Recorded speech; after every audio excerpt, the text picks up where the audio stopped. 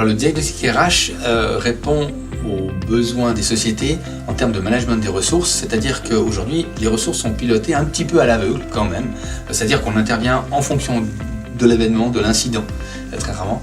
Et là on pallie à ce problème en donnant un outil aux dirigeants pour piloter leurs ressources de façon anticipative.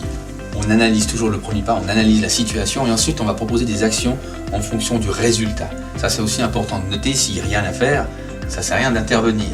Mais effectivement les actions qu'on propose, ça va être peut-être du team building, ce genre de choses, quand on va parler de l'équipe. Et si on parle au niveau individuel, comme exemple, on va pouvoir donner du coaching individuel, personnalisé, pour que la personne puisse intégrer au mieux ses fonctions. Le diagnostic propose un outil clé en main, de la phase 1, analyse, à des solutions, phase 2, phase 3. Il est clair que le diagnostic peut être utile à toute société. Évidemment, dans une grosse structure, un grand compte comme on l'appelle, eh bien on va peut-être intervenir au niveau des départements. D'accord ? Puisque chaque grosse structure est quand même composée de petites PME, en fin de compte, donc on touche tout le monde. Simplement, en fonction des besoins, en fonction des structures, il y aura différentes solutions ou différentes interactions.